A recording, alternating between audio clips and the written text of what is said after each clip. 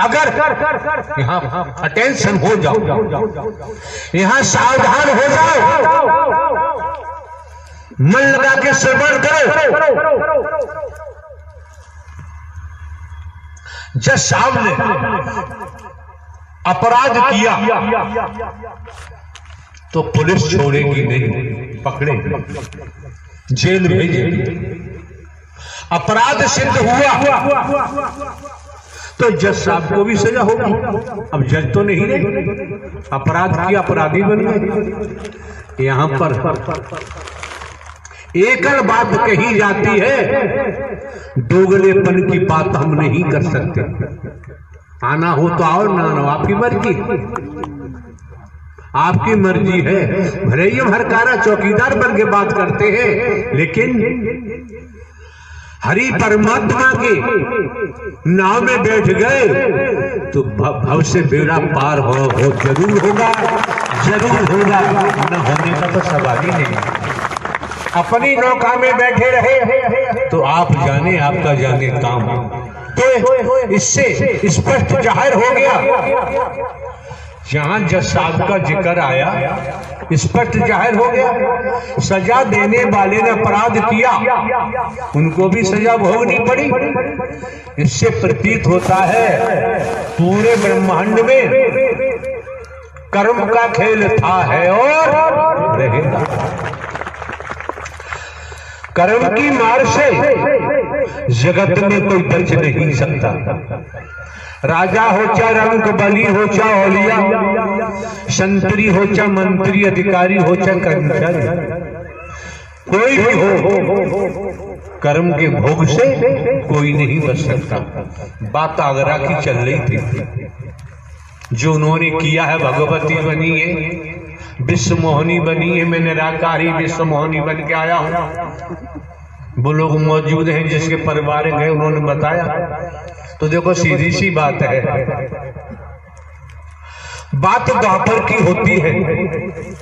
श्री कृष्ण जी का नाम आता है, 16 कलाओं का जिक्र वेद शास्त्र पुराणों में आता है, ज्ञानी जन बताते हैं। तो कुरुक्षेत्र में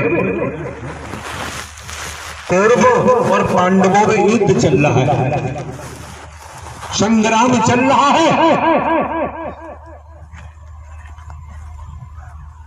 अब आप समझिए, लेख के मुताबिक 16 वर्ष की आयु में अभिमन्यु का वध, योद्धा घेर के अभिमन्यु का वध कर देते हैं, मार देते हैं। और वो अभिमन्यु लेख के मुताबिक श्री कृष्ण की बहन सुभद्रा, सुभद्रा का बेटा अर्जुन का बेटा, सुभद्रा की शादी अर्जुन के साथ की गई, ऐसा लेख कहता है। और वही श्री कृष्ण जी का भांजा और श्री कृष्ण जी का शिष्य। तो बताइए आप, कोई बताए श्री कृष्ण क्यों नहीं बचा पाए? श्री कृष्ण क्यों नहीं बचा पाए? कैसा ढोंग किया जा रहा है? दोबारा शिकायत मिली, अच्छा नहीं होगा कोई भी हो। अपने घर में भगवती बनो, दुनिया में बनो, यहाँ आने की जरूरत नहीं है। जो बनेगा उसे झेलना ही पड़ेगा।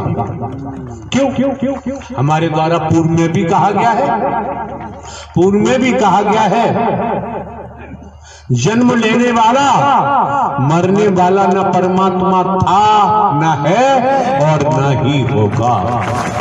बेटा कभी बाप हो ही नहीं सकता। ये बर्ती बेवजह नहीं मिली है, संस्कारों के कारण मिली है।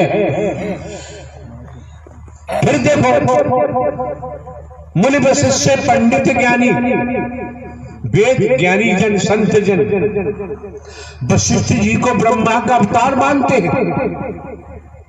मुनि वशिष्ठ पंडित ज्ञानी शोध के लगन धरी, कर्मगत टाले न टली। सीता हरण मरण दशरथ का, वन में विपत पड़ी कर्मगत टाले न टली। जिन्हें 11 कलाओं से बताते हैं राम जी को, अपने पिता श्री राजा दशरथ की मृत्यु को बचा नहीं पाए, पूरा परिवार बिखर गया, पूरा परिवार बिखर गया, बचा नहीं पाए।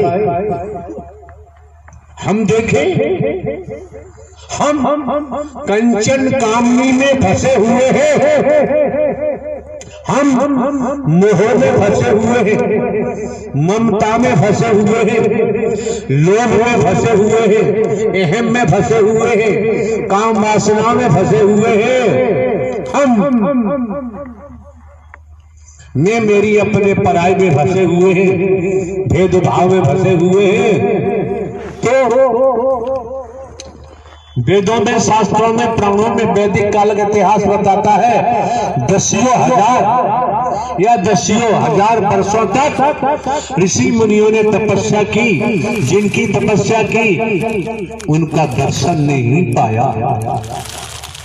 समझो जरा, दर्शन नहीं हुआ। उनके पास न मोह था, न ममता थी, न कंचन कामनी, न मैं मेरी, न अपना पराया, न है, कुछ नहीं था। जब उनको दर्शन हुआ और ये कलयुगी जीव इसमें हाथ निराकार घुस जाता है कि निराकार की पकड़ है ही नहीं। कितने तेज, कैसे लोग हैं स्त्री पुरुष, निराकार निराकार। अरे भाई निराकार, आकार तो है नहीं। और कुछ भाषा ऐसी है जिसे लोग दुनियावी तौर पर हवा कहते हैं, लेकिन हमारे द्वारा तो ये कहा गया है भूत, अतीत, अतीत से वर्तमान, वर्तमान से भविष्य, कर्मों का भू, कर्मों का जिन, कर्मों का खई, ये मरते दम तक पीछा नहीं छोड़ता है। किसी से उधार लिया है, मैं ब्याज के अदा नहीं हो जाएगा तब तक मालिक छोड़ेगा नहीं। स्पष्ट है दुनियावी तौर पर। तो आप लोगों को जानकारी इसलिए दी जाती है, भिन्न भिन्न प्रांतों से, कस्बों से, शहरों से, नगरों से, महानगरों से, ग्रामीण अंचलों से जिस तादाद में आना हुआ है, आप तो समझ जाओ 20 वर्ष हो गए दुनियावी कैलेंडर के मुताबिक। हमने स्वयं को केवल हरकारा चौकीदार ही बताया है, इससे ज्यादा कुछ नहीं बताया। किसको क्या दिखाई देता है ये उसका कर्म होगा, वो जाने। मौके बार बार नहीं मिलते हैं, समय बार बार प्राप्त नहीं होता है।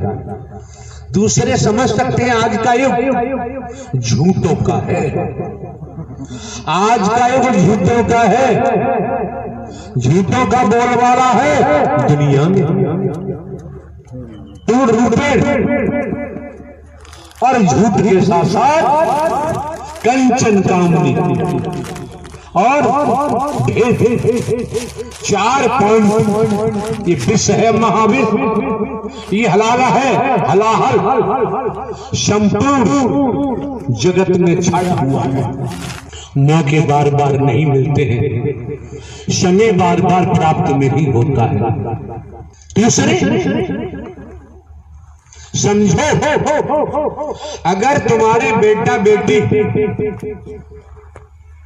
अपने पिता के नाम को बेचते हैं, क्या वो पिता बर्दाश्त कर सकता है? हाथ उठाओ, बर्दाश्त कर सकता है? हाथ उठाओ ईमानदारी से।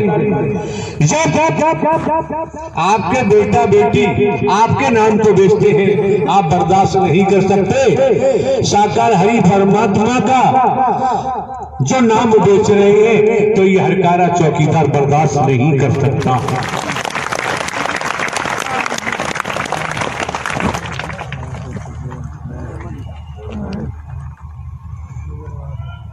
ये जो मौका मिला है आपको, समय मिला है, वक्त मिला है, आप समझ सकते हैं कोरोना काल चल रहा है, उसके बावजूद भी यहाँ के जिला प्रशासन ने अनुमति प्रदान की महापुरुषों को। जब भी आप महापुरुषों का इस महायज्ञ में आगमन हुआ, अगर जिला प्रशासन अनुमति प्रदान नहीं करता, इस महायज्ञ में पहुंचना संभव नहीं था। आप भली भांति जानते नहीं है, हमने तो जनाया है। हम हर पल हर क्षण भारतीय संविधान, हम कानून का पालन करते हैं, समाज के नियम कायदों का भी हम पालन करते हैं और सिखाया भी, आप लोगों को बताया भी है, आपको जागरूक किया गया है। आपका जीवन खुशनुमा हो जाए, आनंद में हो जाए, इसीलिए तो दर्शा दिया मानव मंगल मिलन सद्भावना समागम। कर्मों से दुख भी आएगा, कर्म किया सुख भी आएगा। जैसा कर्म करता है दुख आएगा, रुलाएगा। जानकार है भोगेगा लेकिन रोएगा नहीं, अनजान का रो रो के ही सर खपा देगा। श्रीमान जी कोई हो, त्रेता की कहानी हम आपके सम्मुख रखते हैं। प्रवासों के बारे में बता दिया, जो भगवती बनते हैं, जो हरि बनते हैं, हरि बन के प्रवास बना बना के जमाने से नोट खींच रहे हैं। ये महारौरक नर की निशानी है। नोट हरि परमात्मा का विधान है और ये हरि परमात्मा के विधान को तोड़ रहे हैं। सरकार के कानून को तोड़ोगे तो सरकार दंडित करती है। त्रेता का एग्जाम्पल है, किस्सा है। रही बात धूप की, आप ये कपड़ा हटा दो, क्या फर्क पड़ना है। ये धूप भी अगर संसार के तौर से देखे, मेडिकल साइंस के हिसाब से देखे, सूर्य का प्रकाश बढ़ रहा है, कई रूपों में आपको लाभ पहुंचाएगा, विटामिन डी देगा और कहीं की मांसपेशियां वगैरह ऐसी वैसी गर्मी बढ़ेगी तो वो खुल भी जाती है। तो त्रेता का एग्जाम्पल है। 5 संत जा रहे थे, इतिहास की कहानी है। इसमें कोई हमसे क्वेश्चन करेंगे, हम उत्तर नहीं दे सकते कि इतिहास की बात है, हमारी व्यक्तिगत बात है, उसमें हम प्रश्न करने को छोड़ते ही नहीं है। सामने से आप लोग जानते हैं, इतिहास में आता है, कथाकार अधिकांश बोलते होंगे, रत्नाकर डाकू का नाम आता है। रत्नाकर डाकू अपने साथियों के साथ आ रहा था, इधर से महात्मा लोग लेख कहता है, रत्नाकर डाकू ने संतों से कहा, बे ठहरो। किसी संत ने कहा, ले भाई हम ठहर गए, तू कब ठहरेगा, आप सब पर लागू है, हजम नहीं होगा। अगर वास्तव में आज शिवरात्रि का समय है, 1 तारीख, उस आधार पर भी देखोगे, अपने हृदय से निर्णय करो कौन पापी नहीं है। जो विधाता के विधान को तोड़ रहा है वो महापापी हो जाता है। संसार में कोई हो, अगर कोई पद मिला हुआ, धन मिला हुआ है, संस्कार है, संस्कारों से मिला हुआ है, तपेश्वरी से राजेश्वरी, राजेश्वरी से नरकेश्वरी, वेद कहता है, शास्त्र कहता है। संत ने कहा डाकुओं से, ले हम तो ठहरे, तू कब ठहरेगा? तो रत्नाकर डाकू ने जवाब दिया होगा, ऐसा इतिहास कहता है। क्या पहेलियां बुझा रहे हो? जो कुछ है रख दो। संत ने कहा ये दंड फंद किसके लिए करता है? परिवार के लिए, कि हम पे जो कुछ है हम रख देंगे। लेकिन परिवार वालों से पूछ गया, परिवार वालों से पूछ गया, तेरे कर्म में परिवार वाले साझीदार हैं? रत्नाकर डाकू ने कहा मैं जाऊंगा, तुम भाग जाओगे अपने साथियों को छोड़। हम क्यों भागेंगे? जिस मालिक के, जो ब्रह्मांड का रचयिता है, संचालन करता है, संहार करता है, उसकी शरण ली है, अब भाग के जाएंगे कहां? अपने जीवन की बागडोर हरि साकार के हाथ में सौंप दी है। झूठ बोलोगे पाप लगेगा, और लगा है लोग बचे ही नहीं सकते। सुनने को भी मिलता है, मिलेगा। रत्नाकर डाकू जाता है अपने गांव, अटेंशन होके, सावधान होकर सुनिए।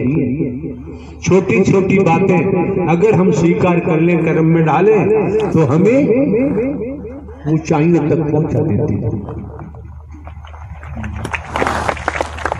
शिक्षा जरूरी क्यों है? बिना शिक्षा के अधिकारी कर्मचारी नहीं बन सकते। बिना शिक्षा के किस डिपार्टमेंट में जाओगे? तो दुनियावी तौर पर बच्चों को शिक्षा भी बहुत जरूरी है, लेकिन शिक्षा दिलवाओ, ये ध्यान रखो कहीं बच्चे व्यसनों में न डूब जाए, कंचन कामनी में न डूब जाए, किसी नशे में न डूब जाए। जीवन बर्बाद उनका होगा और परिवार को भी लेकर डूब जाएगा। रत्नाकर डाकू अपने गांव जाता है, सर्वप्रथम माता पिता से पूछा कि जो मैं दंड भंड करता हूं, जो मैं लूटमार करता हूं, झूठ बोलता हूं, छल कपट करता हूं, पैदा करके लाता हूं, घर में देता हूं, क्या मेरे कर्म में आप लोग साझीदार हैं?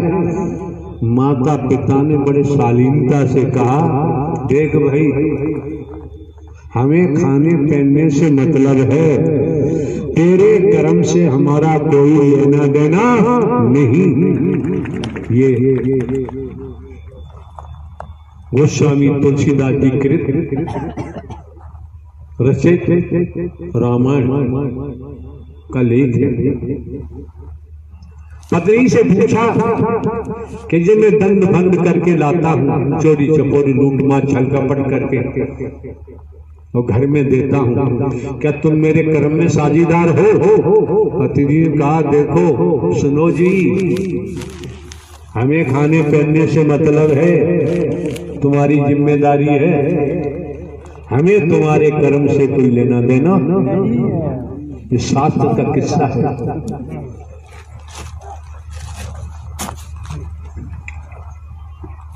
फिर क्या होता है? श्रीमान जी ने, रत्नाकर डाकू ने अपने बेटों से पूछा, एक बात बताओ भाई, जो मैं दंड फंद झूठ बोल बाल के कमा के लाता हूँ, चोरी चपोरी करके, मेरे कर्म में तुम साझीदार हो? बेटों ने कहा, पिताजी हमें तुम्हारे कर्म से कोई लेना देना नहीं। बेटियों से पूछा, उन्होंने भी यही जवाब दिया। भाई बहनों से पूछा, यही जवाब दिया। रत्नाकर वापस लौट के आता है और संतों के चरणों में लेट जाता है। इतिहास बताता है, संत ने उठाया, रत्नाकर डाकू ने कहा, जिन्हें मैं अपना समझता था, जिनके लिए मैं अपराध करता था, झूठ बोलता था, चोरी डकैती करता था, छल कपट करता था, सबने मना कर दिया, तेरे कर्म से कोई लेना देना नहीं। आप ही जाने संत जी। संत ने उठाया, उस अपराधी को सीने से लगाया। संत तो अपराधी को भी सीने से लगा लेता है। सीने से लगाया, बताया। सुना होगा आप लोगों ने, संत महात्मा अधिक जानते होंगे कि उल्टा नाम जपा जप जाना, वाल्मीकि वह ब्रह्म समाना। रत्ना के डाकू वही वाल्मीकि के रूप में तैयार हुए, बन के तैयार हुए, जो वाल्मीकि रामायण के नाम से भी सुना होगा। लेकिन उल्टा नाम कौन सा था? ये बुद्धि विवेक से समझने की बात है। जमाना कहता है उल्टा नाम जपा जब जाना, मरा मरा मरा मरा। हम बहुत सुनते हैं कि मरा मरा हो रहा होगा। क्या बात कर रहे हैं? अगर मरना है तो परमात्मा के लिए मिट जाओ, परमात्मा को लिए मर जाओ, जीवन सफल हो जाएगा। और मरना तो वैसे ही है, कोई डॉक्टर भी नहीं बचा सकते विश्व का। जब समय आ गया है काम तमाम होगा।